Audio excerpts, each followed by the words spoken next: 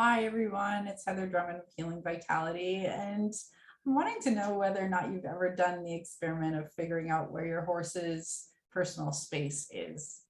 It's a really easy technique that can give you an awareness of what's going on with your horse and whether or not they are actually shut down or whether or not they're aware of where you are.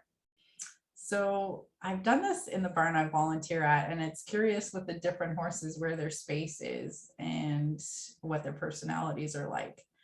One of the horses in the barn, when I arrive on the property, pretty much anywhere he is on the property, his head is going to be the head that actually goes up first. And he is one that whenever I do anything like a Masterson technique or like the urinary bladder channel, or if I was to go to groom this horse, his immediate response, unless you're his person who is the trainer of the barn, his immediate response is to put his ears back and tell you no. And he's had different types of traumas go on that have put him in a space that is, what would be the word? A little more cautious, I would say, about people in his environment. And one of the things that I find works really well with him when he's stressed in his stall is to actually do, because he gets stressed out sometimes by wind and changes in his environment sometimes. One of the easiest things I find to do is actually a Tai Chi movement that is, well, and a Tai Chi, any Tai Chi movement would work really, but it's one that I find easy to do and isn't a lot of arms moving above my head that could be fearful for him. So it's just a technique where you lift your arms up and flow them down. You lift them up to about chest height and you flow them down. And I'll give another video to explain that.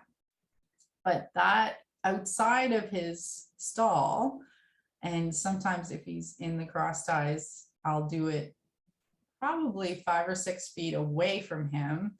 He will relax and let down in a matter of probably 15 seconds. Sometimes I'll even do it out in the pasture where he's totally free and can be as close or as far away as he wishes. And sometimes he'll come right up to me and want it. So it's very interesting using different techniques sometimes, how much personal space that the horse actually needs.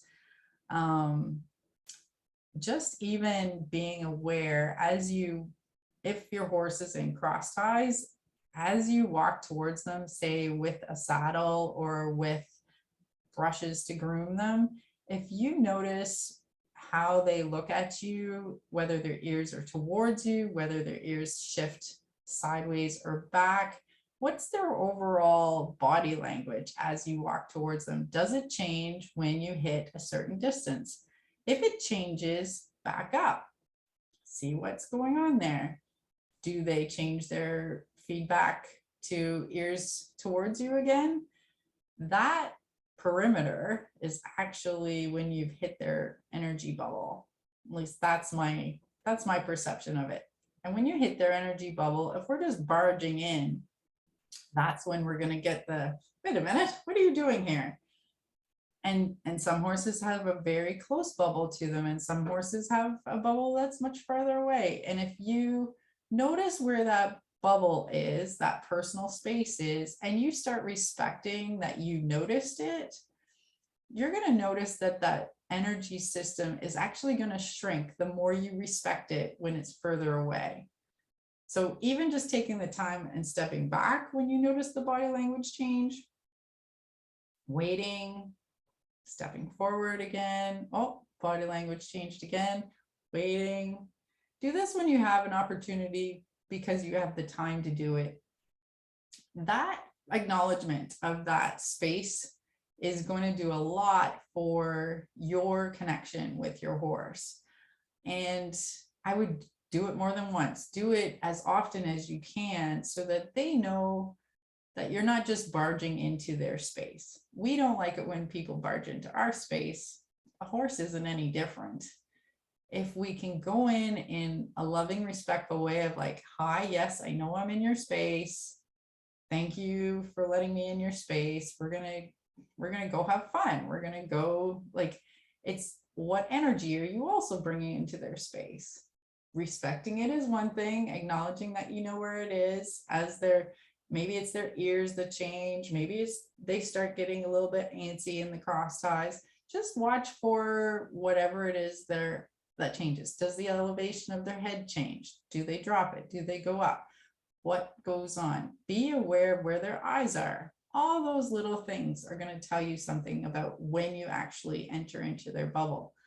Once you know where it is, then you can respectfully go into their energy system. And that in itself is also going to change how you connect with your horse. When I say respectfully go into their energy bubble, it's acknowledging that you're in their space. that's really the energy that would be helpful. It's not about dominance. It's not about being submissive. It's just being respectful. So are we aware of our own energy as we go into the space? Are we bumping into them? Are we bumping into the cross tie that's attached to their head? What are the sort of things that could be seen as respectful or disrespectful when we're in their space? Are we letting them know we're behind them and where we are? All those sort of things can go a long way as far as connecting with the horse. So that's a little bit of information of things I've acknowledged and become aware of working with horses and their personal space. Thanks so much. If that sort of information helps you, I'd love to learn how you work with the horse's personal space, and put the comments below. This could be a really cool conversation that we start in awareness of this sort of thing. And if you want more information about me, just go to my website. It's linked below. Thank you so much. Have a great day. Enjoy your horse's space, and be joyful when you're in his space or her space. That'll make a difference too. Thank you.